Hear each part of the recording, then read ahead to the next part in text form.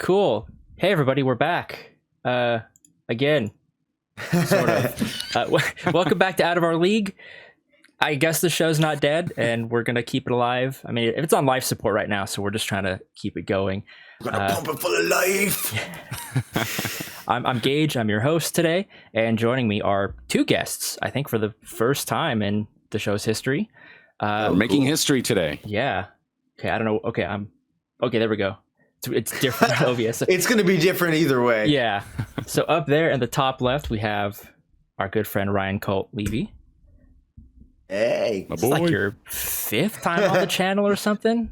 Oh, that's cool. I think you're the most featured person that's not like a member of Simply Sassy. So just got to keep that title going. And then over there in the top right, we have good old Yang, as everybody knows, from Yang Ya on YouTube. Well, thank you for having me. Yeah, excited to talk about things and stuff.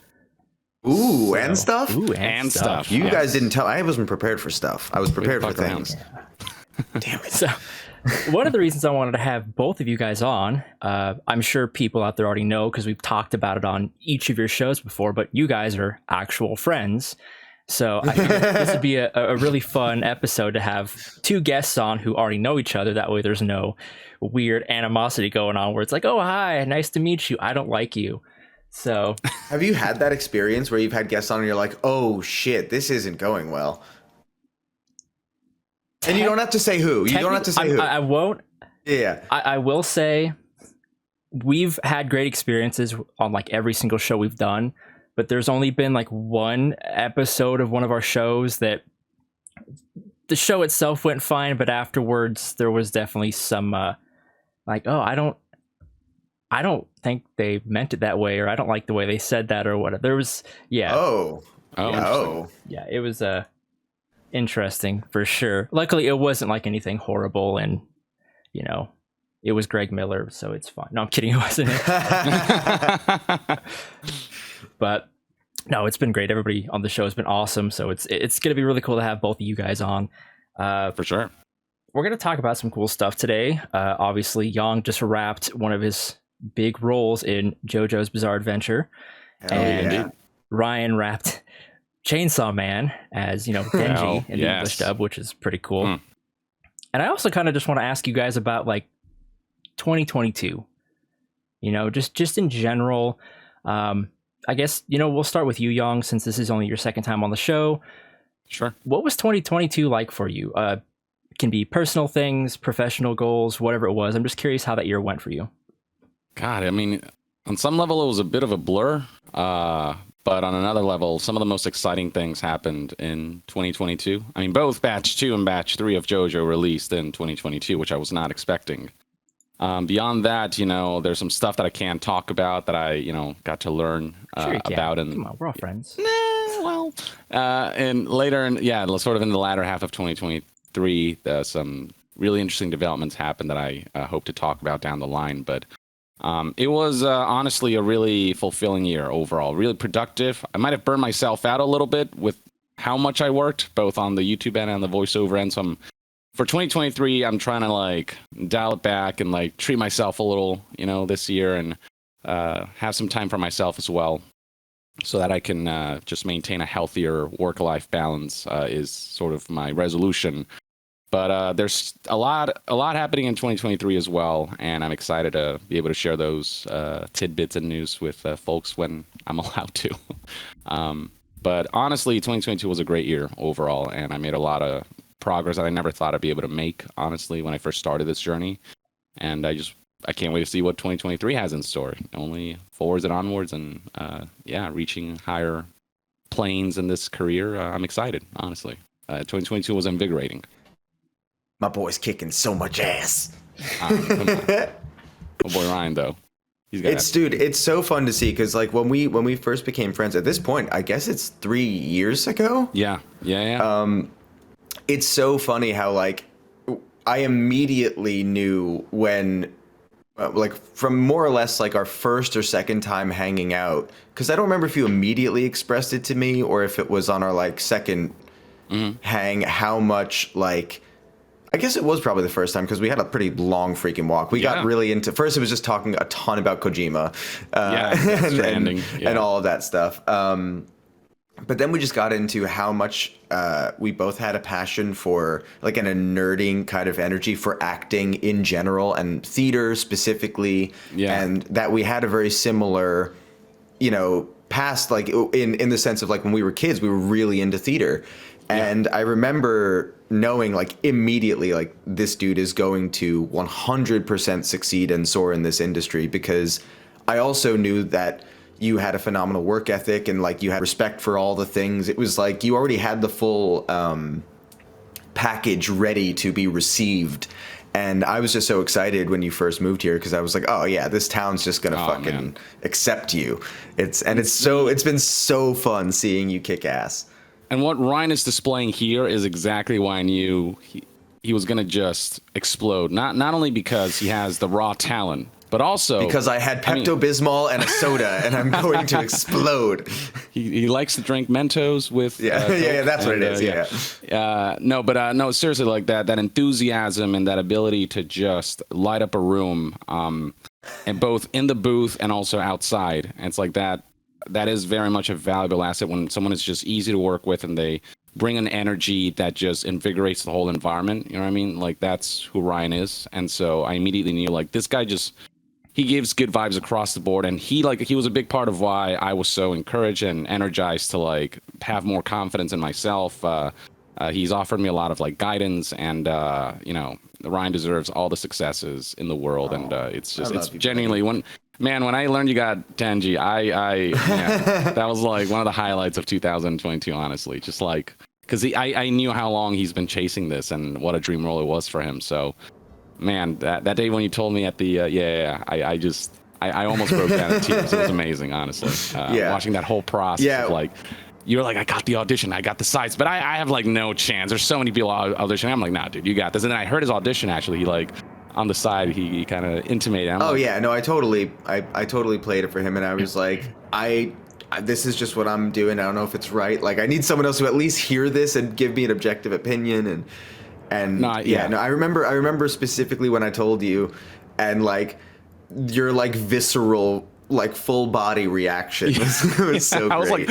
I was like convulsing. Like, if he had pearls to clutch, he would have clutched them. Yes. Yeah. And we were in a public area, so I didn't want to make a big scene in case people, but it was an amazing day for you. And honestly, I was just so happy for you. And then, I mean, actually, like, hearing you in the role, I was like, man, a match made in heaven, no pun intended. Thanks, buddy. It's so fun getting to do this stuff with friends, because, like, we really just are nerds about this stuff full blown. And also the best part about it is this part of our friendship is just a part of our friendship.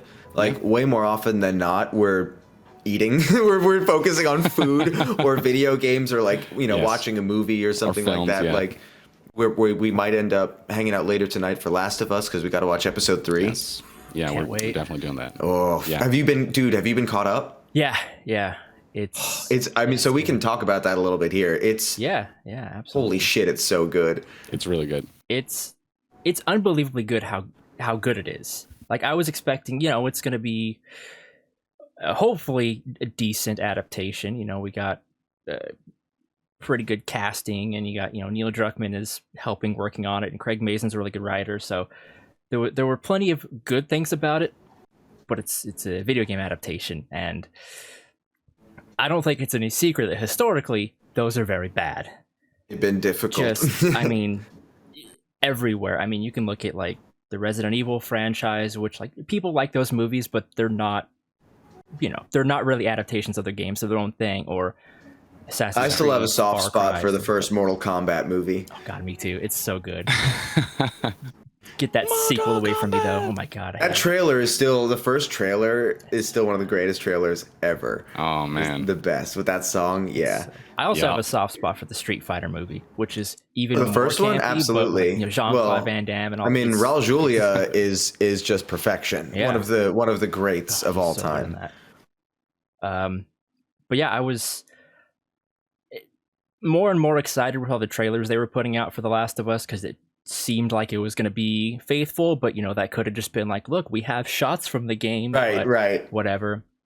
And then yeah, just the whole first episode, even with the changes they've been making, none of them made me go, wait a minute, great. They work extremely well, and I've so far they really know how to I mean, the story, I think, naturally, as far as games go, it's one of the most natural story choices to, I think, adapt into something like this. I think it already fits the format really well, and I think the changes that they've made are like really smart aesthetic ones that are simply things that are better for TV than a video game kind of thing, you know, right. And like they're not, you know, they're being really faithful. Like when we watch it with our friends, we have a little group of friends we watch it with, and we do the DiCaprio point, you know, all the time, just as a joke, because there's always in every episode so far, there's enough of those, but at the same time they deviate, so where we're also like, oh, that's cool, you know, and that's the best part. So we're having such a great time engaging with it like it's new, but also familiar, and and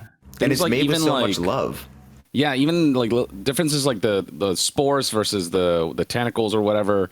I thought it was really smart how they did it and why they did it as well. They explained that, you know, the spores, when you think about it, it's like it's kind of everywhere, and like if you want to ground, you can't can't buy that. Yeah, exactly. If you really want to ground it, you have to go with something that's a little more realistic in the way of like not every, you know, why is not the whole population of Earth not infected? Yeah, it's screwed. Yeah, exactly, screwed, because spores would literally spread everywhere. So the tentacles actually make sense, but the implementation of it with the whole, you know, this hive mind aspect that makes the infected even that much more terrifying when they, you know, detect. When you like step on a thing in one place and then 100 come from another place, like that's terrifying. It is. And for like a TV show kind of medium, like it really does work the way they framed it, especially in episode 2. That ending, we were all just like, Again, a lot of like, you can point at the familiar dialogue and moments, but then like the final result, like, yes, it was ultimately the same beat, but the way we got to that beat was adjusted in a really fascinating way. It just really works for me. And episode 3, I'm so excited for. All the media folks who've like already seen all the episodes, they're hyping this one up the most. And I think this is just theorizing. I think we're going to delve into like, because in the Last of Us game, they talk about how Bill owes Joel a favor. And I think we're going to delve into exactly what that is. And I'm really curious to see that would be fun. What's the other guy's name? Bill's partner? Frank. Frank. We're actually going to get we're going to see him for the first time. That relationship. Like, I mean, spoilers for The Last of Us for anybody who hasn't seen it, but we only ever saw him hanging in the present ceiling, you know, so we never see that relationship built. So I'm excited, very excited for that. I do have 2 complaints about the show though. One of them's not a real complaint, and the other one is kind of just a fun complaint. First off, Pedro's accent comes in and out, almost like Harley Quinn's in the Suicide Squad, where it's like he just sounds like Pedro Pascal most of the time, but then every once in a while he'll say something with like a very thick Texas drawl. Kind of thing, but then it goes right back to just like, oh, I'm watching The Mandalorian. It's just Pedro. He's just talking. I wonder if it's because I didn't watch The Mandalorian that it's not probably like conflicting for me. I mean, it still works though. Like I'm not sitting there like where's the exit? No, he's still fantastic as Joel, and I love him. The only other what I like. That's the fun complaint. That's not like a real thing. Right. It's just a little fun. The other thing that I'm hoping maybe they'll do later on, but they haven't done yet, is show us how the people who were like earlier in their infection state are still somewhat cognizant, because that was one of the things that's a very subtle detail in the games, how the people that are like just became infected are still like kind of there because their minds haven't been fully taken over yet. So far we've just seen them as like, I think we kind of almost saw that with Tess at the end of episode 2 in a way, because I think she was the reason she didn't run was she was already like activating, you know, like, and then there was the thing where like he reads into her because he's not there to eat her. He's there because he's like, oh, you're already one of us. So like there was this, and she, even the idea with the lighter to me was like, the reason she was slowing down wasn't because she was like losing the fight. It was because she was literally losing her herself. motor, like everything was already like turning into the other thing. Yeah. And that last click was like the last synapse of what Tess was left, you know. And Anna Torv, by the way. Man, yeah, I love her. Legend. I was introduced to her through Fringe. I remember that show. Just she's so good, and she's Australian. Oh, really? Go figure. Yeah. I actually didn't know that. She was also in Mindhunter, and she was great in that. Show got canceled, I think, which is a travesty. But seeing her again in Last of Us, she really captured the spirit of Tess while making the character her own. Just beautiful casting. Yeah, especially with only 2 episodes. It's impressive to make people create like you that much space. In such a short period It's of time. so cool. Yeah, so cool. Also, shout out. I don't remember her name, but the actor that played Sarah was phenomenal. Oh my gosh, she was incredible. I'm spacing on her name too. I think she's British as well. No, she stole the spotlight for that first episode, I think. Yeah, incredible. The whole cast is really astounding. I think everybody is really doing a beautiful job. Yeah. My God, so she Ellie, sounds so much like Ellie. Like I was surprised when she started talking. I'm like, that she's just Ellie. It's so perfect. It's so she's got her own little nuances too that kind of separate her in like a really interesting way. And, it's awesome. Oh man, I can't wait for the episode tonight. It's gonna be. I mean, from what people have been saying, it's gonna be kind of a heavy episode, so that'll be fun to watch with my parents. With parents, I've been watching it with them because they haven't played the game. They don't really play games, but I've been telling them to play it for a long time. And so this is usually the show's a hoot, so I'm sure this by contrast is going to be real rough. That's the beautiful thing about this show. It's like a lot of the gamers are like, I don't know, I've already like seen this. Like, what's the point? It's like a whole new subset of audiences who don't even know what Last of Us is are going to be able to experience this story in a medium that they can jive with. And I think that's a beautiful thing that more people can experience the story because it's, I think, an incredible, amazing story. It's like Last of Us is what got me into voice acting straight up. Like I was so inspired by that's amazing. I forgot about that. Like everything surrounding it on top of the performances and the realization that games are my favorite medium and that games can evoke these kinds of emotions. That made me go, I want to do this. I want to do this for like other people. What this game did for me through its performances, I want to be able to channel that and give that to other people. And like that was a big part of like why I want to do voice acting. It's like I want to do that, So a very special place for me, Last of Us, and to be able to see so many other people and experience it and like have those kinds of reactions and seeing what their first time reactions are to all these like key events. It's like it's been really fascinating. Yeah. It's gonna be exciting to see how the rest of the show plays out. I guess we can move on. I totally took us on a tangent. Yeah. That's my fault. No, that was great. I've been wanting to talk about it with people, but I just haven't had a chance to. So that was good.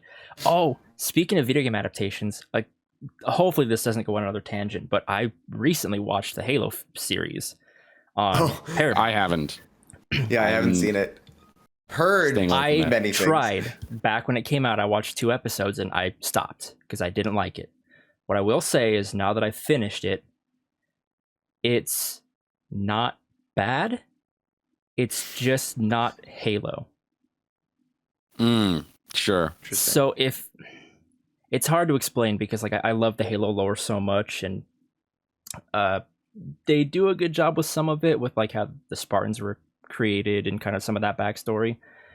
It's just so confusing where it's like, if you're using the IP to get the thing greenlit, why aren't you using the thing that people will want to see it for? It's so strange.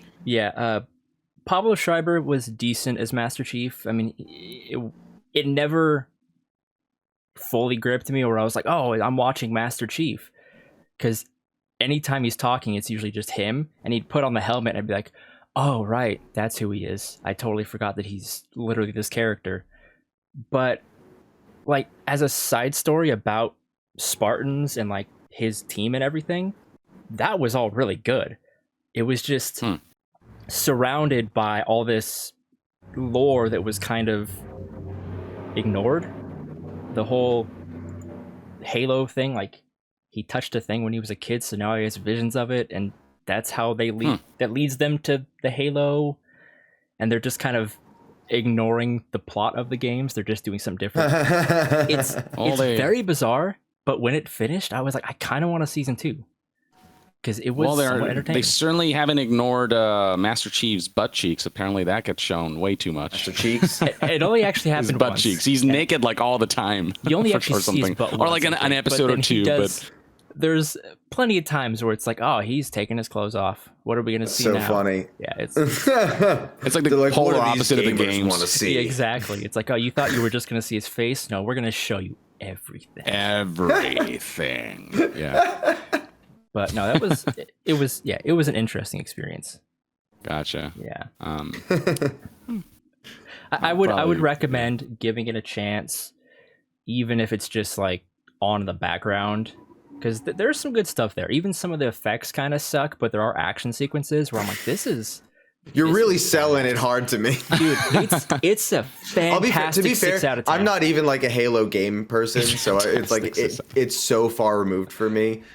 But yeah, I trust you. I mean, that's also kind of a problem too. Is like I love the games because of the campaign, not because of the multiplayer. And I read a bunch of the books when I was like growing up and stuff. Right. So there's a lot more that I'm looking for that isn't there. Connected. So yeah, I'm sure. Sure. If you're like, oh, I like Halo's multiplayer or something, you probably wouldn't give a crap and you would just enjoy it because it's Halo. But yeah, if you're like me, who was like, binge reading Fall of Reach and stuff in junior high, you're gonna be like, that doesn't make sense. No, wrong planet. It should be there. Why are we only seeing 6 Spartans? Why aren't there more Spartans? Why aren't we seeing? Yeah, it's just right. But it's kind of like I think Rings of Power kind of got similar criticism where it's like it's got cool moments in there, but it doesn't feel like the authentic Lord of the Rings experience because there's so many deviations. But I know part of it has to do with like licensing issues or something. That's sorry, I didn't mean to cut you off. Please go ahead. Yeah, go ahead. That's kind of a thing I talked about with my best friend. He was looking at it more so from like the book perspective. So there were certain things we talk about trying to figure out who characters were and stuff. And his thing would be like, well, I hope it's not that because that's different from the books and stuff like that. And I was looking at it from the point of view of like the movies where it's already kind of its separate timeline where there are going to be deviations that are just somewhat inspired by. And I mean, I thoroughly enjoyed Rings of Power. There's definitely some writing and some line deliveries in that made me scratch my head. Yeah, it was like I did watch it. I agree. Yeah, but overall, I thought it was great. I thought it was okay. I love that universe. Like I'm such a simp for. Wait, we're on YouTube, not Twitch, so I can say simp. Such a simp for the Lord of the Rings and like the whole Tolkien aesthetic. So. Sure. They could have given me a garbage show, and I still would have been like, "Oh, can't wait to see Mount Doom." So hey, I mean, I mean, I've heard plenty of folks did enjoy it, and hey, I mean, more power to them. I thought it was fine. Like I didn't think it was anywhere near as bad as some people have described it. No. But yeah, it also didn't captivate. Like I thought House of Dragons was the far more interesting show. Really? Of the two big fantasy. Yeah. I'm the exact opposite. I stopped watching House of Dragons because I just. Oh no, I think it's excellent. The king's storyline in particular, in that I think was excellently executed. But the time that's the thing for me. Okay, that's fair. It was a little weird. Like 6 seasons of a show crunched down into like 1 season. Sure. Yeah. But that's intense. Different tastes, and I think everyone should just enjoy what they enjoy and be happy with it. Yeah. All right, now let's talk about the Star Wars sequel trilogy. No, I'm kidding. Oh boy, The Last How much Jedi. time do we have? Listen, man, I love that movie. Oh god damn it, Ryan. No, I'm kidding. It's totally fine. Again, total opposite. I'm like in between. Oh yeah, no, I will happily, regardless of defending it or not, I will happily just own that I love that movie. I love Rian Johnson. Yeah. No, I mean, his recent like Knives Out and Glass Onion I really enjoyed both, and I love what he what he attempted with Last Jedi, and in some ways pulled it off, but in other ways, I don't know. His, for me, his ambition as a filmmaker to me is far more interesting than what any of the recent Star Wars tried to do otherwise. I also just think in general this whole recent trilogy was just a catastrophe. Yeah, I don't necessarily. I'm huge into Star Wars, and like my dad is huge into Star Wars, so we've had plenty of conversations about this. So I've had plenty of time to pick out why I don't like the movie. Yeah, I don't ultimately blame Rian Johnson for this stuff. it's Disney. They didn't really have a plan. They just kind of were like the whole thing should have been, all of the films should have been scripted before they were filmed at all. Exactly. Yeah, there was no story. I mean, I can look at Rise of Skywalker and I can totally admit that movie's an absolute mess, but I like that one because it's fun. Even though I know the story makes no sense, the characters still kind of suck by the end of it. But it's got some cool moments where I'm like, it's fun. Like with a passion. It's like a theme park ride, you know? Like there's no substance. I've never. It's Michael Bay. That's what it is. All Flash. That's the thing. It's like if you go into it as like as if you're watching a Fast and Furious movie, you'll enjoy it. But if you wanted substance out of it, it is all about family. Yes. It's about family. It's all about family. Fast and Furious is about family. All right. There's some deep stuff. Star Wars is literally just about family. Yeah, exactly. But about a family that wasn't supposed to be someone's family. Then in the last movie, like, hey, you're family with this person. The entire saga of the Skywalker story is about family. It's all family. Yeah. Vader. It's a family drama. All these I love how it's a Skywalker saga, but like Rey's not a Skywalker. It makes me so happy. It's a Skywalker. No, but she says she is at the end, so that makes her a Skywalker. You know, I mean, she said it. So what? She's adopted by choice. Yeah, right. Adopted. Oh man. I said I wasn't going to take us on a tangent, but I lied. It was all stuck with us. We're always going to go on a tangent. The tangents are the best. I don't know. I dig tangents. That's really what carries the show. Like, we have questions and stuff to ask, and that's only to keep things going. This is organic, you know what I mean? Yeah. People love organic conversations. That's why we like doing this show. You know, it's an interview show. It looks good on a resume or whatever, but like... We're not gonna... You have us on, it's going to be chaos no matter what. So you just know that. Those are the best kinds of episodes. Excellent. What other controversial thinking we talk about? How about The Last of Us Part 2? No, I'm kidding. Boy. Okay. Young and I've already spent so much time on it. Yeah. I know, Ryan, you and we've discussed it. I think on your second episode, we brought it up and we talked about it a bit. Mm-hmm.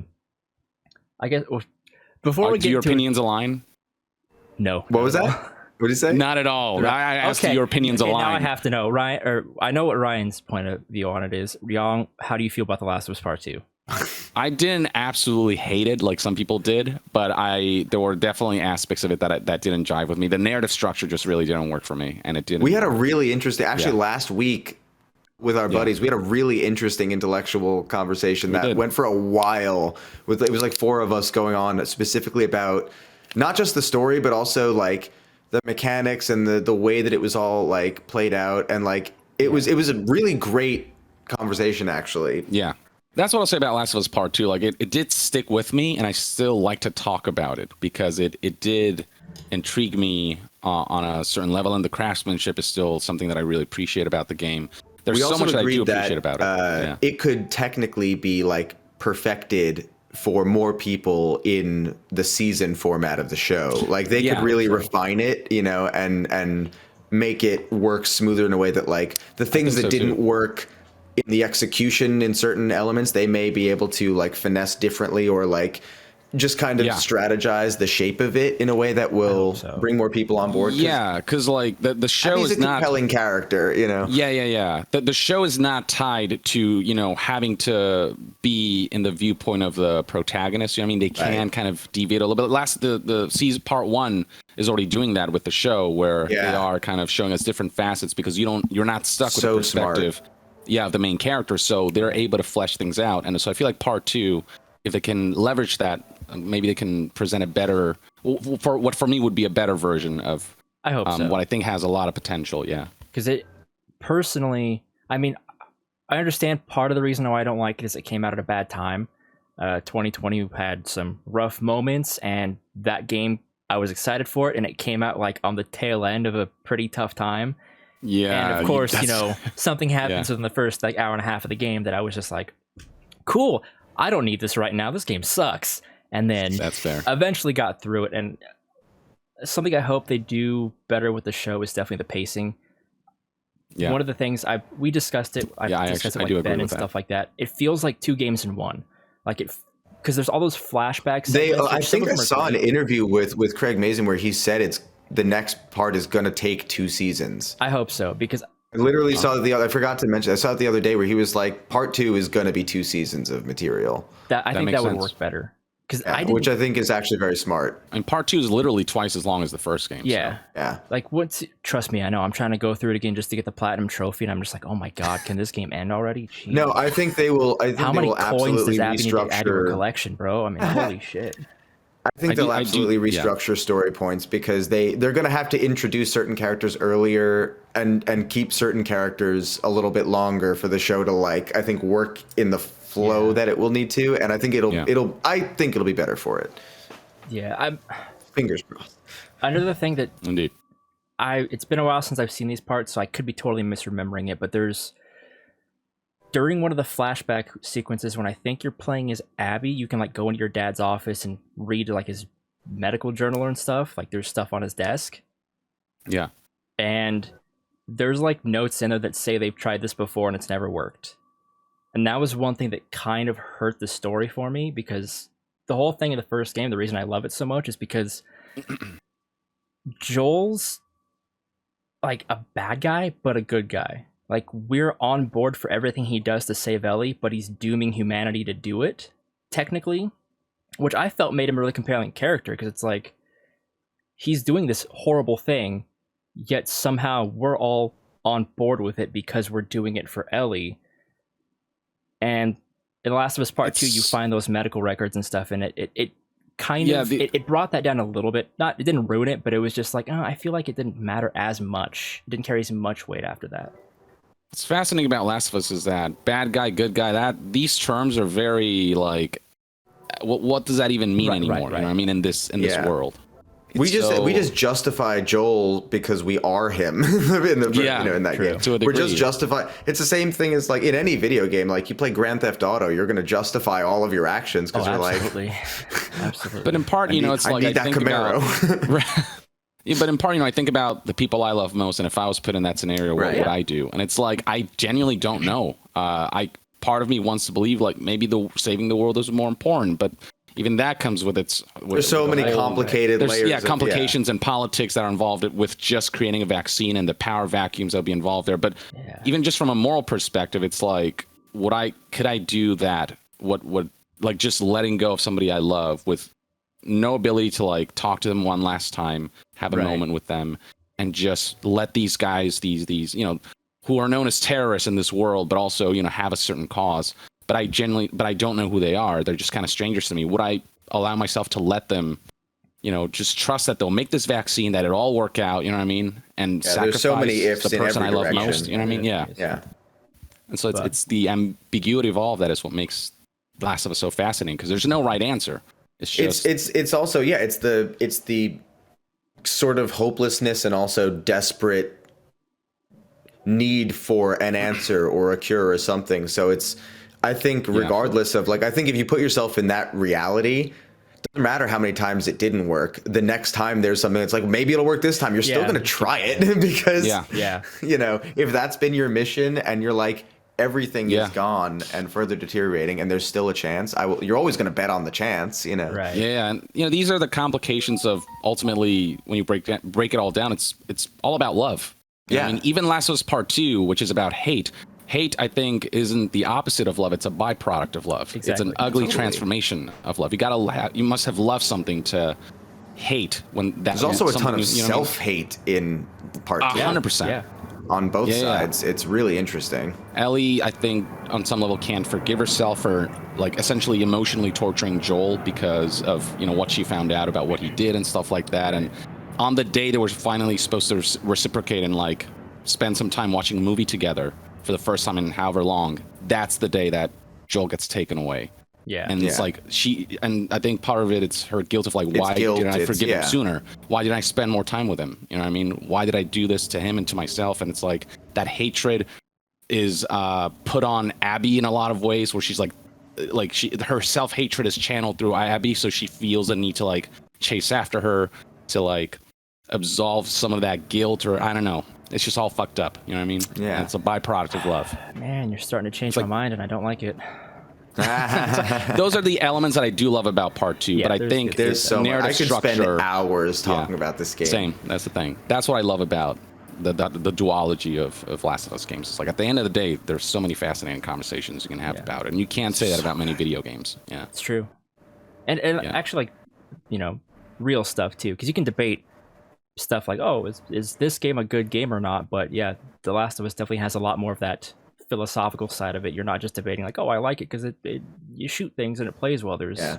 You know, Naughty Dog's really good about crafting those worlds and the stories and emotion and everything. Yeah, they're truly special experiences. Yeah, I'm surprisingly somewhat excited for their multiplayer game. We still have no idea what it's going to be like, but just like I've been playing through part 2, trying to get some trophies and stuff, and I also, because of the show, re-downloaded Last of Us Remastered because I'm not spending $70 for a game I already have. Just saying, even though it looks pretty, I just can't afford it right now. I totally did. It looks great, and I do want to play it at some point. You know, maybe if it's ever on PlayStation Plus, paying for premium. Come on, PlayStation.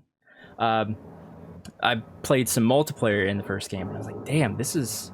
It was fun. Down for like Last of Us GoldenEye, you know, that would be fun.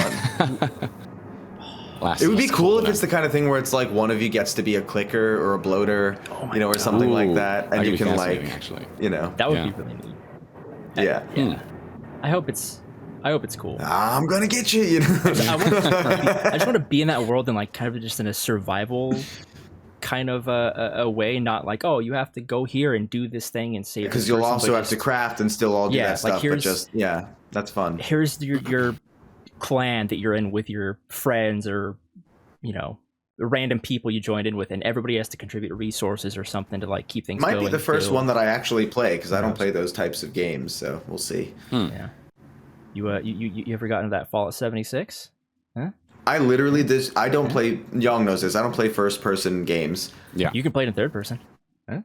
It's just they're just like, in general, those types of games like are just not my cup of tea. Like I'm way more like Last of Us or like Hollow Knight, you know, or like give me like art and beautiful story and weird quirkiness, and you know, I need combat. I like a tone poem. I'm assuming you guys both finished God of War Ragnarok last year. Oh yeah. Oh yes. We've had plenty of talks about that. Was magical.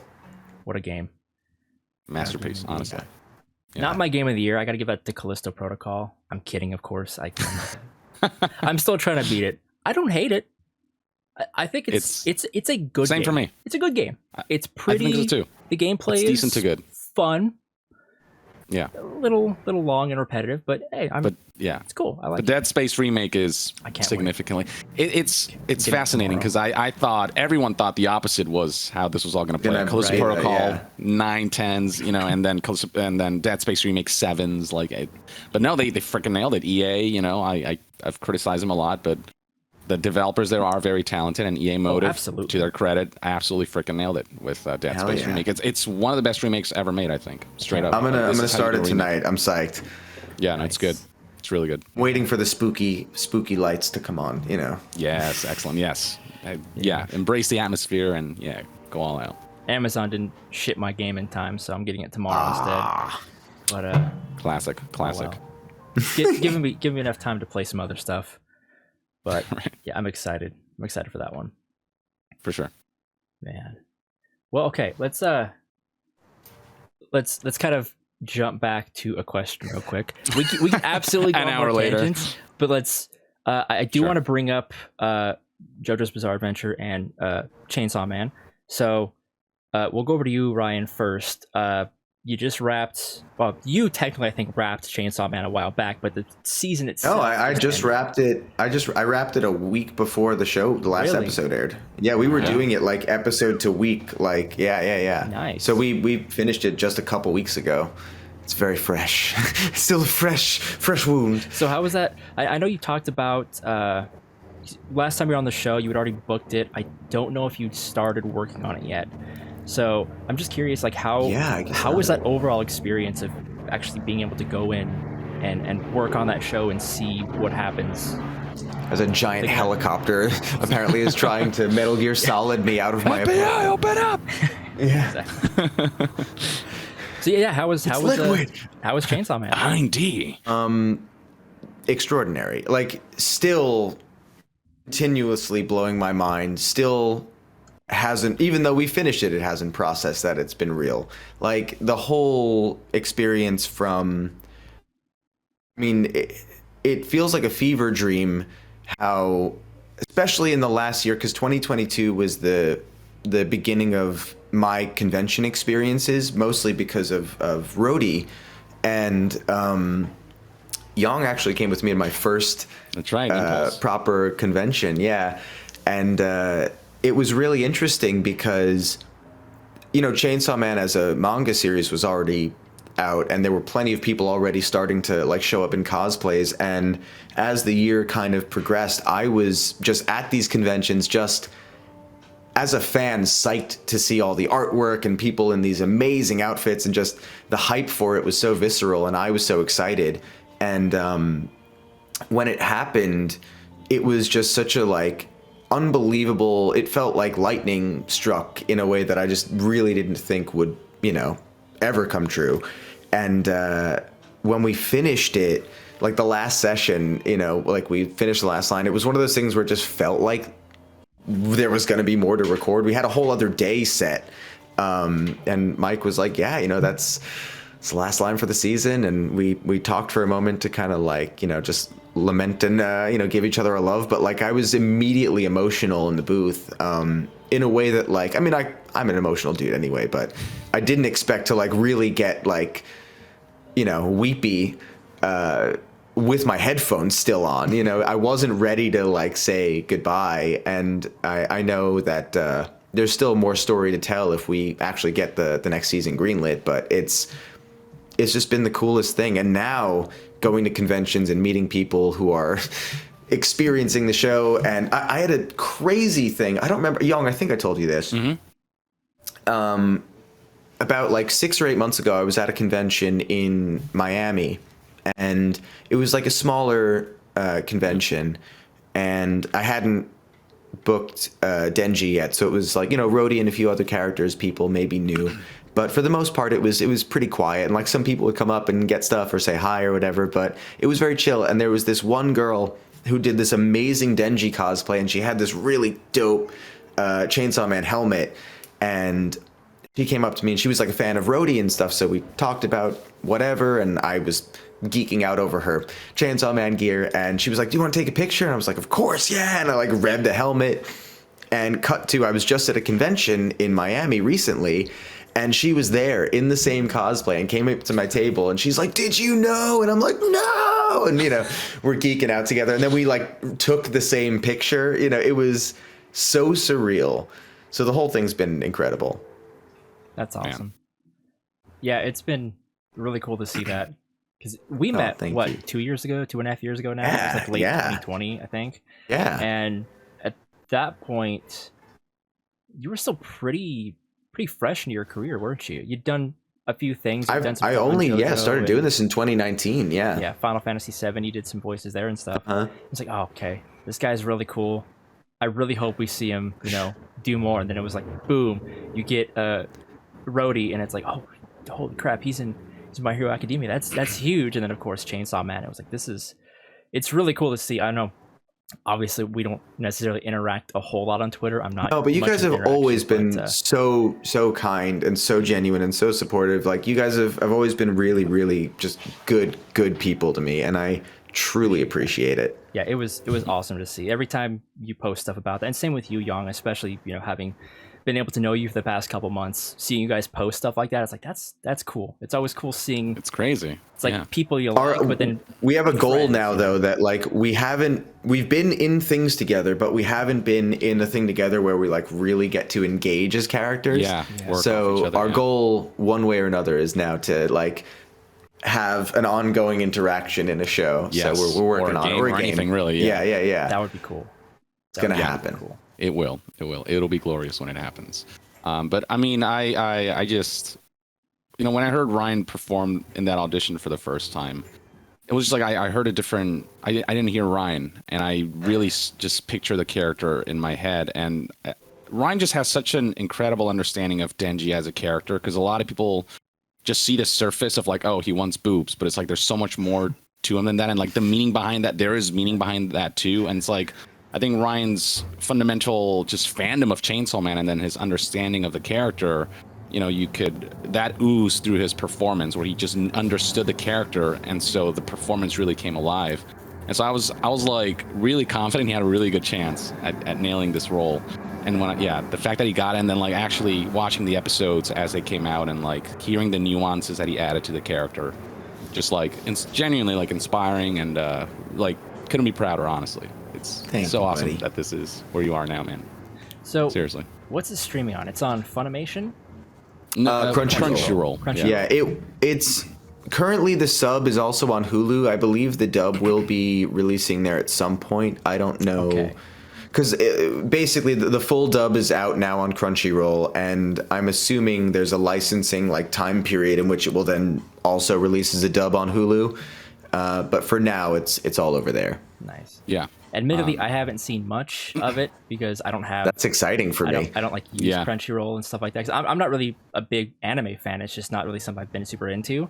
Sure. But I've been seeing clips of obviously your performance and stuff that you shared or fans have shared on Twitter. And every time I watch it, I'm just like, this guy's insane. He's it's a different. Oh, thank you. Yeah, I'm so excited to be able to like whenever the dub does come to Hulu, or if it winds up coming to like Netflix or something at some point, whatever it comes to first. I can't wait to binge through that and be able to fully immerse myself in that. I think for all the stuff that I know you dig, I think you'll actually really enjoy the story, because it's not a typical shonen series by any means. I won't say anything beyond that. Yeah, no, Chainsaw Man, just even for an anime, its vibes are very different from your traditional anime. It's very art housey, and it really is cinematic on a level that few other animes achieve. The way Mappa brought it to life is incredible, and then how grounded the performances feel just adds to that. And then the fact that, I mean, all the film references, and especially with that intro, and, I mean, it really is unique, and I think even non-anime fans or people who don't typically watch anime will really dig Chainsaw Man. Like, it really is on another level, I think. Yeah, I'm very excited to watch that. Speaking of voice acting projects, so a couple things you did recently, Yang. I know a few months back you were Homelander in, it was a Death Battle, right? Right, the Death Battle. Yeah. Oh my god, dude, your death screams in that are legendary. That was so much fun. That's got like 9 million views already, which is insane. And people just really, that's a battle everyone's wanted to see, especially because Homelander is such a piece of shit that everyone wants to see get pummeled. You're perfect for that role too. Yeah, honestly, like there's that one moment at the end where like he literally Omni-Man shoves Homelander's heart into my mouth as he like crushes my head. Yes. And getting to like I actually took like a small sip of water, and just like started just really going for it, and it was messy. I got water all over my shirt and splashed everywhere. I had to clean up after the fact, but it was genuinely some of the most fun. You have to bring your VO bib with you next time, Right, exactly. Yeah, it's part of your care package. That was incredibly fun, but also it's some of the most vocally intensive anything I've ever done. It was. We did a bunch of different screaming takes, and then they picked and choose whatever fit best, essentially. So there was way more screaming than what actually came out in the final results. You know what I mean? But channeling that level of insanity, it's just, I love playing villains. Honestly, I love playing both protagonists and antagonists, but there's something about villains that's just really juicy. Yeah, exactly. Oh my god! By the way, I saw Puss in Boots: The Last Wish. Oh, how's that? I still haven't watched it. This movie is extraordinary. Holy, okay. That's awesome. I cannot tell you, because I had seen that it's gotten really high reviews, and I am not a fan of any of the Shrek movies. I will be honest. I know that there are some that are higher quality than others. I don't like DreamWorks animation in general. Yeah. Their vibe just has never worked with me. This movie is one of my favorite movies, period.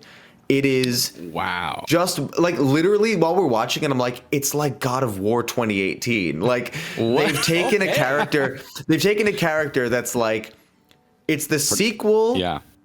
This character who was introduced in the sequel of another movie series that has like 5 movies already or something. It's like and this is like 10 years after the first movie.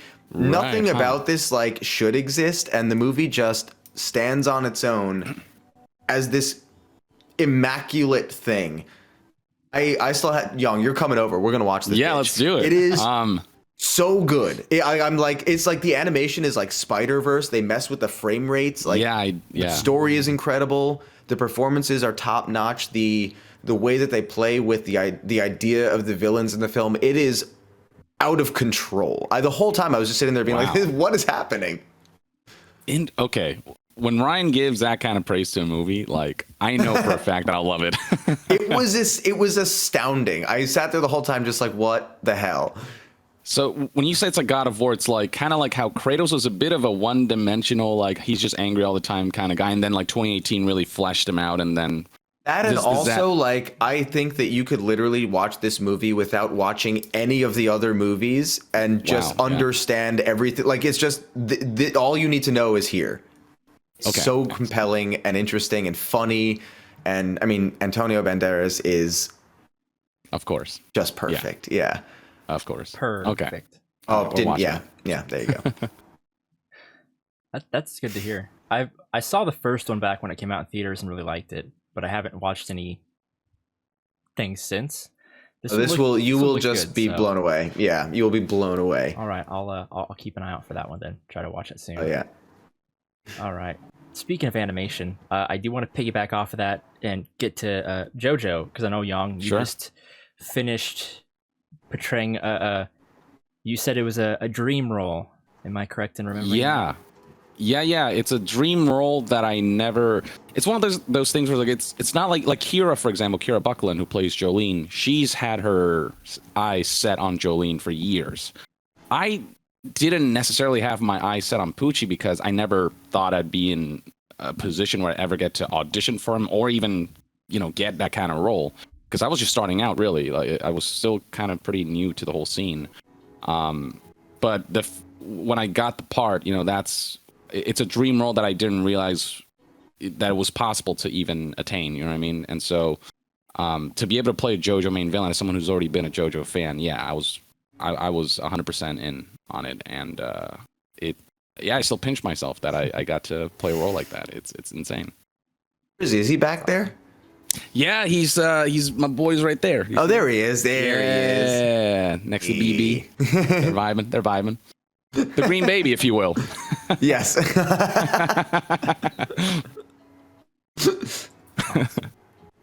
Actually, it makes it because the green baby has this power. The closer you get to the green baby, you have in size, the closer you get to the baby. So now Poochie's he's having in size because he's a little too close to the baby. It all makes sense. That's so funny. All according to You also just reminded me how fucking psyched I am for Death Stranding 2. I know, man. That trailer. What is happening? I frankly don't want to know. I want all the surprises to come. I want to know everything, and I also want to know nothing. So funny because the first time I watched the trailer, it just I just let it wash over me, and I wasn't even focusing on what I was seeing. I was just experiencing it. And then the second time I watched it, I was like, wait a minute, there's a lot of stuff I have questions about.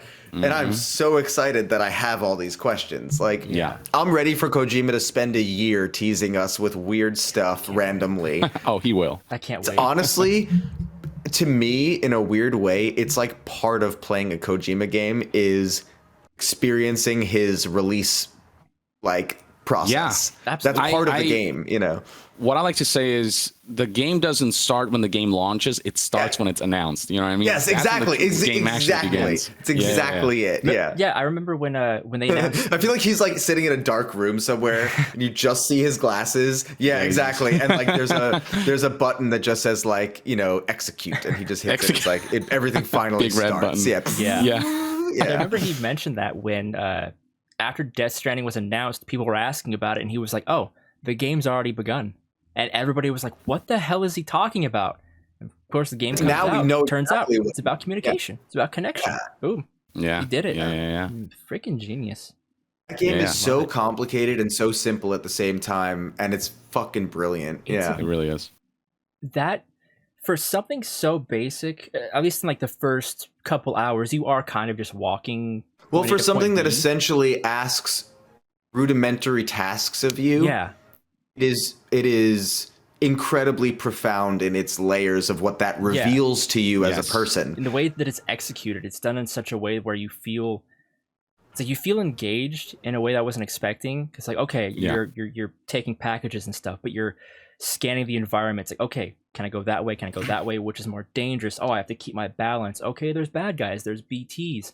And then you get, halfway to your destination, the camera pans out and a song from Low Road starts playing, and you're just like, and I mean, am I gonna cry right now? I'm walking and I'm about to cry. Right. It's amazing. Yeah. And that's just the micro stuff. On a macro level, you've got the strand system, as Kojima calls it. But that whole system really is incredible when you see the infrastructure that forms because people decided to come together and help each other out. And it's such a positively reinforcing game that on a level that I didn't think it was possible. When Kojima said he said throughout the marketing campaign of Death Stranding, like, I want to make a game where it's just all about working together and where it's all about positive vibes. And I'm like, is that even possible in this online environment? And it's like, he made a game where, like, not being a selfish asshole is to the detriment of everyone's experience. So everyone like will want to cooperate, and then the whole like system, you feel good when you see on the notifications you got 10,000 likes this past day. You're just like, hell yeah, I did a good thing. And it's there's something, you're making me realize how much it also reminds me of when like at Tarantino's theater here, the New Beverly, like when you go to experience a movie there, you're there among people who, it doesn't matter if they're, movie snobs in different ways to the people outside of that place. Everyone in there is now in church, and they are there to like respect each other, and like you're down to high five each other, and it is just this like communal thing where you're all like, no, we're all chill here. And I think Kojima has that effect on people where it's like you're part of the crew, Yeah. I'll never forget, like, getting to the end of that game and needing to go all the way back and being like, oh my God, this is going to be insane. And then realizing that an entire highway had been constructed by so many different people. And I'm just on the motorcycle being like, let's go, baby. Yeah. An entire network of the rails that you hang on to and you just like shoot through. Yes. Like, I actually want to play the new, because I never played like the later updated version with all the like other things that they added. Yeah. The director's cut. I'm kind of tempted. Maybe like before, like, maybe a couple months before, as the next game gets more juice, I might get invigorated to play it again, because I've already played it like 3 times. No, I got a review copy for that, and it's definitely, it's not like it doesn't revolutionize the game or anything, but these additions do make for just fun, cheeky little no, they do enhance the experience enough. Little robot dude looks cool, right? Yeah, he's fun. But also like, so I got both review copies for the original Death Stranding and the director's cut. When we were doing the review process, the world was so much more empty because the number of people who were participating in Death Stranding was significantly lower. So, like, having replayed the game once the game was out, it was even better the second time I played it because the communal aspect shined that much more. There was just so much more stuff that populated the world that wasn't there in the review process. And so, it's just, I feel like the reviewers got actually the worst experience compared to what people actually got at launch. That makes sense. That's really interesting. That's so interesting. You got definitely the struggle is real over there. Yes. Yeah. But still seeing like the world populated with, with structures where you could see the names of the people. I know that guy. I know that. Oh yeah, that's reviewer. fun. I know. Yeah. So that's like it was also its own little mini kind of experience that was unique to reviewers because we got to literally recognize each other. Yeah, that's cool. Yeah. That's actually really fun. That was really fun. Yeah. Yeah, that's a game it's definitely unique. Definitely not for everybody, but it's something that I absolutely urge everybody I know to play. If I know somebody who plays video games, like try Death Stranding. Like, even if it looks like it's just a walking simulator, just the story, the characters, the gameplay, the visuals, the music, everything is just, it's Kojima. Like it's Kojima. You can't really go wrong with Kojima, in my opinion. It's just his games are one of a kind, and it's truly a special experience. Yeah, and that's why he's AAA indie is what I like to call it. Yeah, he thinks on a level that indie does, where they really think outside the box. But very art house. Production, very art house. But the production level is literally like cutting edge. So it's amazing. Yeah, absolutely. Kind of piggybacking off of that, I guess, since we were already discussing Death Stranding. Have you guys seen Wednesday, starring Well, co-starring No, the one and only Tommy Earl Jenkins of Death Stranding. No, but I've seen some clips of him. Yeah. Tommy, it's so funny because we both like, know Tommy mostly through social media. Yeah. But I know that he's also here in LA quite often, so I want to actually, now that the world is Healing a little bit more sensible, we got to reach out to him and like grab dinner or something, because he's been such a kind and supportive dude to both of us. Yeah. From like Jump Street, and he's so extraordinarily talented. I mean, his performance in that game is absolutely like, when you point to why video games are moving the needle forward, like that's one of the things that you can show people. You're like, even just out of context, you're like, look at this. Yeah. This is majestic, Yeah, we had him. We got to meet him a year and a half ago, I think. It was like early 2021 we had him on the show. And it was kind of like unanimously, every single one of us were like, dude, that scene at the end of the game is one of the best performances we've ever seen in video games. Like, it's just 10 out of 10. The whole time I'm just like, just tears running down my face. Like, oh my God, this is beautiful. This is sad. This is incredible. And he's also just outside of that, he's a freaking awesome person. He's just so nice. So is Wednesday a must watch then? I highly recommend it. I have like no ties. It's all Tim Burton, right? Yeah. I don't. Well, I mean, I love classic Tim Burton. I love the OG Addams Family. I don't really have much connection to the source material. Like, I remember seeing bits and pieces of it when I was a kid, but I never really like actively chose to like, oh, Addams Family, let's watch that or whatever. So I watched this because of Tommy, because he talked about it. Oh, nice. When he was on the show, and it's like, I want to watch it because I like him and see if it's any good. It's a genuinely good show. Like, it was. It's awesome. So it was really good, and of course he is fantastic in it, and just makes me want to watch more of anything that he does. Hopefully, Death Stranding 2. They haven't said anything, but God, I hope he's in it. Yeah. Yeah. Tommy is. When it comes to like, I have an infinity glove of like people who without I would not be where I am today, and Tommy's like, he's there. You know what I mean? He like, without him I wouldn't have my my you guys have the same agent. He referred me because he saw like on social media the work that I was doing. He was like, you actually seem like you're taking this seriously and you're doing the work and you're actually really good at it. So he just kind of said, here's the contact information, reach out, see what happens. I can't guarantee anything, but he opened the door for me to be able to like have a chance to present myself. And without that push and that nudging me in a certain direction, there's a lot of stuff that just wouldn't have happened. A lot of cool projects that I still can't talk about that wouldn't be. I owe him a great deal. So Tom, if you're watching this, man, like I can't thank you enough. Tom, if you're watching this, I'm sorry. Must be slow. I'm kidding. But yeah, and just to, I guess to finish my Infinity Glove, Dora Fine, she she referred me to Bang Zoom. Actually, she got me. Without her, I wouldn't have gotten my first ever gig in LA, which was Welcome to Demon School, which is how we got to know each other. Yeah. Brock Powell, who made my demo reels, but also gave me a lot of advice on the side. Like, he didn't ask me for extra for that or anything. He was just a cool dude. He decided, dude, you seem like you have what it takes. Let me point you in the right direction. He's so talented. Incredibly talented. Mami Okada for casting me in my first ever role, and literally Ryan Colt Levy, because dude, like, you gave me a lot of encouragement. I didn't know where my standing was compared to everyone else, and I thought I still have a long ways to go before I can ever have a chance to get certain types of roles. And you were always like, dude, trust me, you got what it takes. Like, right now, go after it now. Get your agent now. Trust me, like, you got everything you need. You just have to like push yourself to, like, give yourself permission to move forward. And without that, I wouldn't have the drive to push myself to the degree that I did. So yeah, that's my Infinity Glove setup.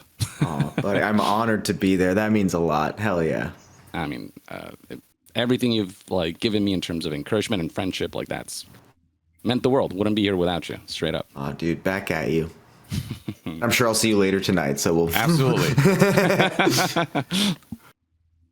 has probably been the sweetest episode of the show we've ever had. I'm loving this. This is awesome. We'll come back next time and we'll just like tear it apart. We'll just be like a married couple who's just sick of each other's shit, going at it constantly. We'll start arguing about Last of Us Part 2.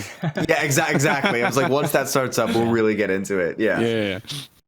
We should do an episode where we do just like get into that stuff. That would be really fun, actually, because we could talk about that for a long time. Yeah, all day. Yeah, I would love to do that. Just bring something to the table. What do you want to talk about that day, and we can just have a little. I'm also totally down. Maybe when the season finishes, we come back and talk about Last of Us, because that would just be fun to dork about. Absolutely. I think maybe somebody in the group might have mentioned something about doing that.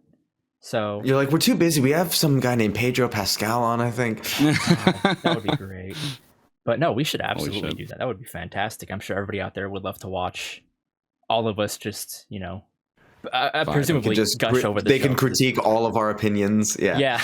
We're all going to be super positive, and all the comments are just going to be like, you forgot about this scene. You forgot about that scene. You're wrong. You're wrong. Go to this website for fun. And then actually just a bunch of fun comments. I guess another thing I'm kind of curious, I know Yong has already talked about some of the future projects that you can't really say anything about, but there's stuff that you're working on, you're excited about. So Ryan, without giving specifics, if you can't, it's totally cool. Is there anything, like, what are you looking forward to this year specifically? Ooh, a lot of stuff. This year, just even outside of the immediate work, conventions are going to be a whole new experience this year. I think we have roughly 30 so I'm going to be traveling all around the country to different parts outside of the country that I'm very excited about visiting for the first time. So there's a lot of adventure to. There have been many years from even before I was starting acting here and everything, just in the band and everything, where both time-wise and financially, I wasn't in a position to do very much or any traveling at all. And I love different cultures and experiences and just being in different places and soaking up different energy. And to me, it's just, I call it like sponging, just soaking everything up. And I'm just very excited to kind of all these different weekends have these little mini adventures, and at the same time get to engage with people who love the stuff that we do. I'm very excited about a couple things that I have that will be coming out. I'm really excited about the stuff that I don't even know is, hopefully showing up in my inbox. Right. I have goals of things that I would like to push more for. Personally, as an actor, my writing partner for the comic book that I've been working on the last 2 years or so has just moved to Los Angeles. So we are now able to actually physically be together and see that project through more succinctly.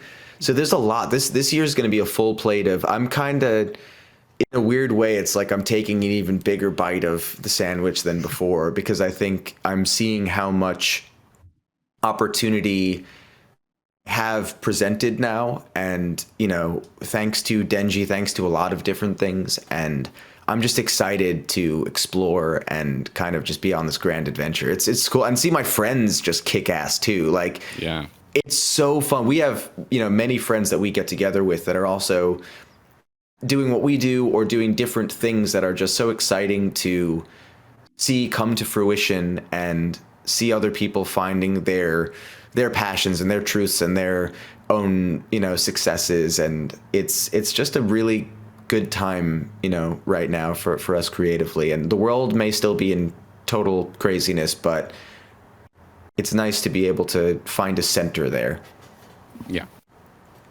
That's awesome. I wish I could be more specific about certain things. Right. We got Record of Ragnarok season 2 out right now on Netflix. So the first batch of those episodes dropped, and I think the next batch drops in a couple of weeks or a little bit after that, or I could be wrong, could be a couple of months. Don't quote me. But there's a lot of cool stuff going on. We're lucky. We're both very lucky that in this climate and the industry and moment in time and everything, we're both lucky to be working a good amount on really cool stuff with awesome people. And, you know, I think both of us have a boundless enthusiasm for continuing to work really hard because, you know, even with any major victory, like getting something like Chainsaw Man, that's not when you go, all right, you know, that's when you actually like get your hands even dirtier and you really, you know, double down. So yeah, I'm just excited. That's awesome. Can't wait to see what happens next. You know, once that's any NDAs and stuff have finally ended. Those pesky NDAs stuff. What about you, Yang? I know you already mentioned some stuff that you can't talk about, but is there anything this year that you are able to discuss? Oh man, I really wish I could talk about it, but I think this year, sometime this year, I think I'll be able to talk about it, but I don't know exactly when. Don't take my word for it. You don't know with these NDAs when they'll lift, but it's just, even just getting some of these auditions and realizing the kinds of projects that are happening behind the scenes that nobody knows about. That's so much fun. And at times conflicting because, I have to cover video games, right, on my YouTube channel. And it's like, I have knowledge on certain things that a lot of people don't. But of course, I'll always keep that under wraps. But it's just getting a sneak peek of like, what else, not only of the stuff we know about in terms of games stuff and we don't animes, even know all that stuff, like just stuff that people don't know about, that and stuff that I don't know about, that because like Hi-Fi Rush got shadow dropped, and it's like one of the best things of this year, and it's like I can't wait to play it. It looks amazing. And it's like, and the cast is great. Amazing, like just the names, many of them I recognize, and great talent, but also the performance that they actually give, having like played the game, just exactly what this game needs. It's genuinely like easy game of the year contender, and it's only January, you know what I mean? So 2023 is already off to an exciting start when it comes to gaming, and we still haven't seen Marvel Spider-Man 2, we still haven't seen Zelda, we still haven't seen Armored Core. I mean, there's so much more to look forward to on that front. Golden Ring DLC, hopefully. Right. And then as an actor, to look forward to, announcements that will be happening in 2023.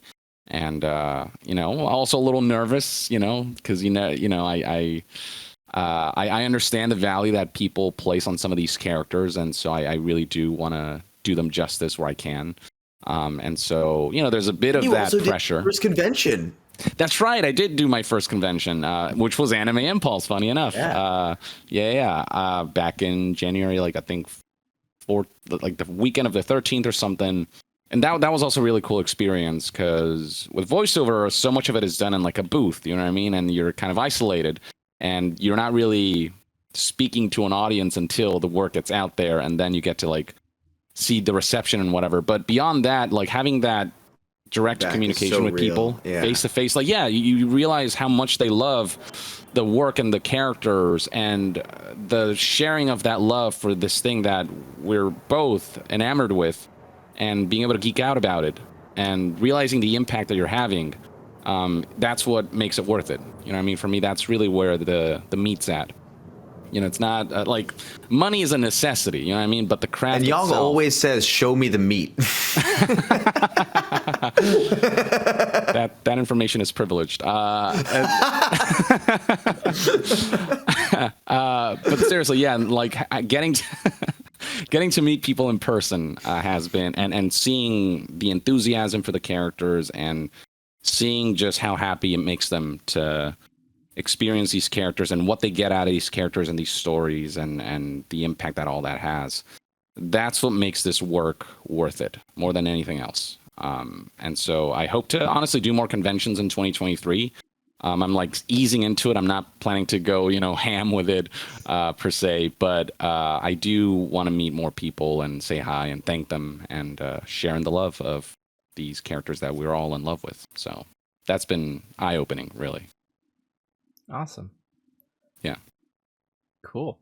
Well, I think that's a pretty good note to end it on, unless you guys have anything else you want to go on a little tangent about. Yeah, I want to talk about Star Wars one more time now. Okay. All right. Jedi Fallen Order. What do you like? What do you think about that game? Good game, bad game? Fun. Mid game? I love it. I honestly genuinely like it. I it was a solid Star Wars game. Yeah. It's got some rough edges, I think, on a technical front. I hate the ropes. That's all I hate. Fair. Was it a But Survivor... Was it a solid Star Wars game? Or was it solid because it was the first single-player Star Wars game we've had in a long time? No, it was actually... I don't think I've played that many of the Star Wars games. Like, but the ones I remember were like the OG, like Super Nintendo ones. So for me, it was like, I mean, I like the Souls type fighting too. Yeah. So to me, it was just, it felt in the way that Spider-Man felt like you felt like Spider-Man. I was like, oh, I feel like a Jedi. Like, this feels right, you know? Yeah, it's a Souls-like format, but with Force powers. You know what I mean? And the Force powers I thought were really well implemented with combat. And some jankiness aside, which I think will be smoothed out in the sequel. I thought it was a really... It really does. Especially with the great sword equivalent. Yeah. One more time? There was really compelling story stuff. There was that flashback sequence, like in the middle, towards the end of like where you have to play through it is, you know, I don't know if we want to say what it is, but I mean, when the thing happens, you know, I thought that was such a compelling, but I just think it was a really compelling experience, and like it was one of those things where I finished it and I was like, cool, I'm psyched for what comes next. It didn't, blow my mind, but I was like, that was fun. Yeah, I'm in that camp. Like I was like, this needs a sequel. I can see where they need to improve on some things, but this is an amazing framework for what's to come. Sure, I didn't love it. Now they have to cast Evan Michael Lee. Yeah, true. Cast him as Darth Vader. Only thing I didn't like about it is they canceled Uncharted in Space, and then gave us Uncharted in Space. There was going to be an Uncharted in Space? Visceral's game was essentially supposed to be Uncharted in Space. And then, of course, it wasn't actually Uncharted in Space. And then we got Jedi Fallen Order, that literally the whole opening sequence is like the train sequence from Uncharted 2. Almost to a T. I was like, but cool. That's not related to... I know.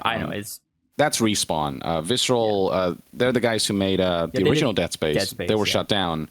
And then EA Motive took over the IP. And they made a great remake, to be fair. But Visceral, funny enough, the reason it's called Star Wars Uncharted is because Amy Hennig, who directed Uncharted, was going to direct the Star Wars game. Oh, right. I forgot about that. And it was going to be about a ragtag band of, like, it was going to be, smugglers and all these different professions coming together. It sounded so cool. It sounded amazing, man. Like, I'm so mad they got canceled. People that got to play it said, obviously they can't say anything of substance, but I've heard people say that it was really cool what they saw. So it's sad. Hopefully remnants of it will be used in other projects or something. I hope so, because projects like that of that genre in the Star Wars space constantly seem to get canceled. There was also Star Wars, what was it, 13? Oh God, don't. Yeah. Oh. Yeah. That got canceled too. after stuff like Andor and things succeeding, it seems like they're a little bit more comfortable with the gray area now. So we'll see. Yeah. I will say EA has been more open to the kinds of games that I like lately. It Takes Two won Game of the Year, and they just, let the developers make that and have all the creative flow that they wanted. And then, again, Dead Space Remake actually was really well done. Mass Effect and Legendary Edition I thought was a really well put together package. Except for Shepard's eyes. Those were terrifying to look at. I don't understand how they never fix that. Yeah, that's fair. That was by choice. Great remaster, though, overall. It was fantastic. That was actually the first time I played through all of Mass Effect. Really? Yeah, I played... So I have the trilogy on PS3. Played the first one and thought, this game's great. Reminds me of KOTOR. Yeah. It's a bit clunky, but I love it. I got maybe 2/3 through Dead Space 2 and then stopped. And then never went back. And then with Legendary Edition, I played through all of them. Getting back to 2, which is like people's favorite Mass Effect. Some people's favorite game ever, and I'm playing this and I'm just thinking to myself, I don't like this story. The characters and their stories and their missions, some of the best I've ever played, but like the main plot of that game, when I finished it, I'm like, this was a big side quest. None of that mattered, because like you take out the Human Reaper and then immediately the game ends and you see the army of Reapers come into Earth, and it's like, why did I spend all this time fighting collectors to kill this Reaper in one of the worst boss fights ever when we're going to lose anyway? But the characters and their stories, 10 out of 10. Like, it made the game worth it, absolutely. Yeah. The destinations of Mass Effect are not the best, but the journey is absolutely. Yeah. What a great. Also, they're going for what some would say is just the Mass Effect. That's good. Right. That's good. Indeed. I will say a hot take. Shout out to Andromeda. I fucking love that game. People crapped on it so much when Young's like, I won't even say a word. God, I loved it. It was so good. He's like, we don't have the time right now. the combat on Andromeda is fantastic. Everything else that made Mass Effect special for me got completely lost. The plot was not compelling. They did not take advantage of the new galaxy to really flesh out some really interesting new races. I did not like very few characters I liked. I liked Vetra. I liked I liked Steve? The Krogan. Steve was like 5 out of 10. But I mean, PB was Liam was I don't know. I just to be fair, there was definitely some stuff. Andromeda pisses me off. I was excited to see what they did with it, and then of course they canceled like future expansions and whatnot, and then gave us Anthem. 10 out of 10. I don't know if this is an angry clap because I didn't like Anthem, or like a sad clap because it's dead. Either way, sorry, BioWare. Anthem, man, the core gameplay of like the Iron Man suit, the javelins, like that was, they had something there. Such a now I remember what you're talking about. I was like, I know that game. I remember what happened, but I was like, what was it again? Yeah. Now I remember. Yeah. It's like, wow, that Iron feels Man. like a lifetime ago. It does, like doesn't Iron it? Man, and then of course everybody's favorite thing about Iron Man is he has to fly under waterfalls to keep flying. It's great. right. Because his suit heats up too much. It heats up every like 30 seconds. Yeah. So much lost potential there. Yeah. Story wasn't there. Characters wasn't there. Like, again, everything that makes a BioWare game wasn't there. The core mechanics were solid. It was a lot like Andromeda, I think, for me personally, where great core mechanics, like the gameplay was solid, but it's like you can't carry a whole game just on that. Everything around that has to be fleshed out, and the story has to be compelling, the characters and the role-playing experience. And then the activities, like the live service nature of Anthem really killed it, I think. They should have, I think, focused more on the campaign side of things. I don't know. I didn't even get that far, honestly. The campaign itself wasn't enough to really hold me because it felt like I was doing a bunch of side quests. Nothing really felt like I was progressing a major plot. It was just, hey... and then you get to the end of the game, it's like, oh, this was just Act 1 of, they didn't really give us a full arc. They just give us the first act. And so it felt like an incomplete story, and they gave us essentially a game that wasn't finished, and that was a whole mess. But I don't know. Either way, I mean that was EA's whole like 2015 to 2018 range anyway. So right, did it with Battlefront 2, which by the way, that game wound up being my favorite Star Wars game, but it took them like 2 years to get it there. Exactly, that was the issue. You got half the story. You get a game where everything was broken.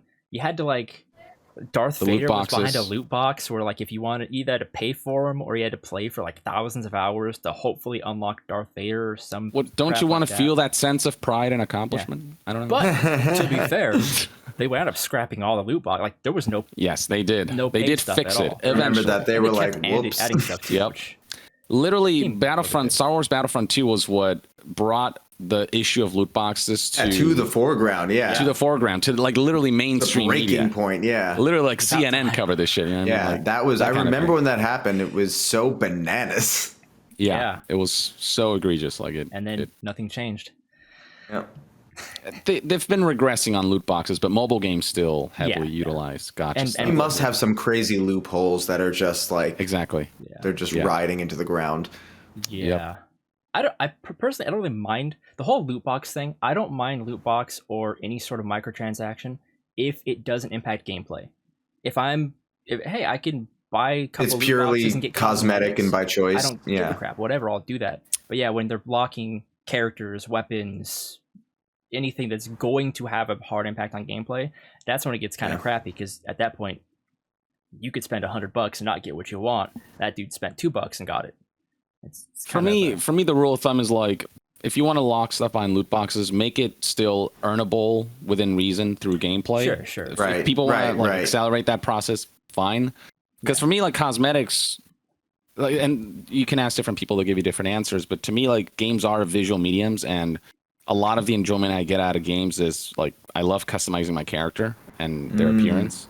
And like, when I play Skyrim, I'll choose the armor that looks better versus the armor totally. That'll give I'm me definitely a bigger that way advantage. in a Souls game. Yeah. Same. Yeah, same. Yeah. I just want to look fucking cool. Yeah, I want to express myself. That's one of the great things about interactive medium is the ability for you to love. Oh no. Cosmetic microtransactions make so much freaking money because people want that and they understand the desirability of that. And push too much, I still think it is exploitative because it's emotional value that they're exploiting rather than you know what I mean. So there still has to be a balance. But if it's like a free to play game and it's like you can access the game for free and enough of it is genuinely free, then sure, some monetization elements are warranted because the game has to make money. But it's like there are lines that I think have to be drawn in certain places, and just at the very least, also regulations. Not like they're not that micro. Like it's a microtransaction compared to like the cost of the full game, you know. But it's like it's still like a meal, you know. Like some skins cost $20-$30. That's half a game, and in some cases, a full ass indie that's game. Call of Duty. Yeah. Holy crap! Yeah. We're at that level. I would spend so much more money in Call of Duty's store if they weren't overpricing things. Like obviously, if stuff was like a buck or two. I'm so happy I don't play these games for this reason because to be fair, frustrate me to no end. I bought two $20 characters in Call of Duty once, and it was because they added John Rambo and John McClane to Black Ops Cold War, and I couldn't resist. And trust me, it was worth it. Running around and having like Rambo voice lines or Die Hard voice lines when you're like killing zombies and stuff. You're throwing grenade. Pretty much. It was great.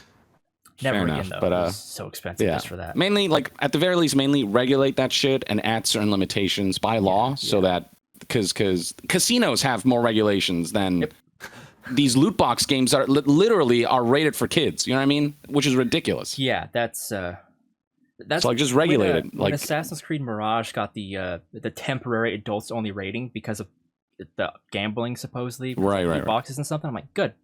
That if there's any sort of gambling with real money where you're buying something and maybe getting what you want, I think that rating is obviously a mature rating. The stores are going to be like adults only. Oh, you can't. Just enforce, make sure people like know that there are loot boxes in there and that they are psychologically potentially dangerous, like gambling. Give them the right information. Make sure their proms letting them know how much they've spent every week so that they can like regulate themselves. Like add those like safety measures at the very least if you want to do loot boxes. I'm not saying ban gacha forever. I'm saying like just, you know, like make it a safer environment because right now companies are too psychologically manipulative on that front without the proper disclosures, the proper safety nets, and it's just fucking up a lot of people's financial standing. It's so yeah. I agree. Okay, that's mainly it. I think. Yeah. Thoughts on NFTs? I'm kidding. We're not talking about that. Oh, look at the time. I thought my answer was succinct enough. I think we pulled that same trick on like the past couple shows we've done just for fun. It's like, okay, NFTs. Yeah, that or just Elon Musk. Yeah. That whole can of worms. Yeah, that's a whole thing that we could absolutely go on a tangent about, but I don't think we want to get that in the weeds about. I want to enjoy my Sunday. Yeah. But yeah, right. Well, I guess on that note, we could wrap up the show. Leave it on a pretty good note. Shitting on loot boxes. Thank you for having us, dude. Time. Thank you guys so much for being here. This was a real treat. I'm glad you guys both came on. Oh my God. Yeah, of course. A pleasure. You know, for people watching, playing Poochie was genuinely like one of the greatest honors ever. Batch 3 was the most fun I had with this character. I got to go full villain mode. Like, yeah. You're right. I got to really feel the pain as Poochie in those final moments. So good. Yeah, no, it was the evil villain speeches on JoJo are just, you know what I mean? Oh yeah, that dialogue is absolutely absurd. It's so absurd, and so much fun to perform. But you also run out of breath a lot in JoJo. Yeah, it is some of the most difficult stuff to do because it's not written like how normal humans speak. Exactly. So and you're screaming your monologues, basically. Yeah. It's like no human can breathe this long or contain this much like in thought in one sentence. But this person's going to, because that's JoJo. Right. But it's unlike anything else, and that's why it's so memeable. And yeah, like to be such a key part of it, especially where the universe resetting aspects are concerned. Like that's it's pretty cool to be at the tail end of that and see this segment of JoJo off in such an epic. And we're gonna get you the custom outfit. Yeah, I still need to get that. I'm gonna get you as like a holiday gift or something. Is I want to find a way to like make that, but like a bathrobe, like that design, but just in a bathrobe. You know, where it's like yes, 10 out of 10. I would really Thank you for having us, dude. We're idiots and we'll tangent forever on this. Oh my god, that's perfect. Actually, that would be great. I just don't want to keep you guys for too much longer on your Sunday. Sure. You know, it's a nice weekend. Got the overcast over there, Ryan. I know you're enjoying that. Yes. So yeah. I'll let you get back to that. Where can people find you, Ryan? Me. So if you look out the window, his address is yes, yeah, exactly. Quick, dox me. The easiest way is on Twitter, just my full name, Ryan Colt Levy. On Instagram, Ryan Colt. I am on TikTok for some reason, but I don't really use it that well. But I'm there. It's always nice seeing you pop the most of it. I try and get silly with it. People post some really awesome stuff like related to the things we do there, so I'm trying to engage more with it. I'm just bad at using it as a platform, but I'm there. Cool. How about you, Young? Let's see. You can find me on my YouTube channel, youtube.com/YongYea, on Twitter @YongYea. If you want to just look at my VO stuff, yongyeavo.com. And I'm also on TikTok, but I've only posted like one video in the past month. It's literally I don't even know if we follow video. Each other. That's how bad we are at TikTok. Exactly. But I'm there. So, I think it's @YongYea. I forget. Yeah, I should be @YongYea. I'll figure it out. You'll see me probably. I don't know. But I'm there. Cool. All right. Well, I guess thanks everybody for watching this episode of Out of Our League. And if you liked it, comment, find these two wonderful people on their platforms and stuff. Smash that subscribe button. There we go. Fist that like button. I don't know. Fist that like button. Okay. Yes. I'm using that from now on. Clip that one out. Yeah. Fist that like button for me. All right. We'll catch you in the next one. All right. Bye. Hell yeah. Later. Young out.